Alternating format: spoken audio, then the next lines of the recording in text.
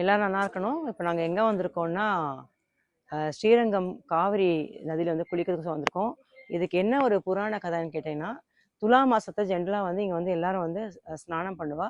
அதுக்கு என்ன காரணம் கேட்டீங்கன்னா, கங்கையோடைய அது பெருமாளுடைய திருவடியிலேருந்து கங்கை வரதுனால கங்கை ரொம்ப புனிதம்னு சொல்லிட்டு எல்லாரும் கங்கையில போய் குளிக்க போறா. அப்போ காவிரி வந்து காவிரி மாதா வந்து ரொம்ப ஃபீல் பண்ணுறாங்க பெருமாள் கிட்ட போயிட்டு, இந்த மாதிரி வந்து நாங்களும் உங்ககிட்டே தானே வந்திருக்கோம், பட் எங்களுக்கே அந்த அந்த அளவுக்கு அவ்வளோ ப்ரிஃபரன்ஸ் கிடைக்கல. பட் கங்கைக்கு மட்டும் இவ்வளோ புனிதத்துவம் சொல்கிறாலே எங்களுக்கு அந்த புனிதம் கிடைக்காதுன்னு கேட்டால் எல்லாருக்குமே உண்டுன்னு சொல்லிட்டு பெருமாள் என்ன சொல்கிறதுனா, இந்த இந்த இந்த துலா மாசத்துல வந்து காவிரி வந்து ரெக்வஸ்ட் பண்ணுறா பெருமாள் கிட்ட. அப்போ என்ன பெருமாள் சொல்கிறேன்னா, மெயினாக வந்து ஓகே மெயினாக ரங்கநாத பெருமாள் ரெக்வஸ்ட் பண்ணுறா. அப்போ என்ன பண்ணுறா பெருமாள் என்ன பண்ணுறேன்னா, நானே உங்ககிட்ட வந்து குளிக்கிறேன்னு சொல்லிட்டு பெருமாள் குளிக்கிறது இல்லாமல் இந்த டைமில் எல்லா நதிகளும் வந்து காவிரியில் வந்து குளிக்கும். மெயினாக கங்கையை வந்து குளிப்பாளாம்.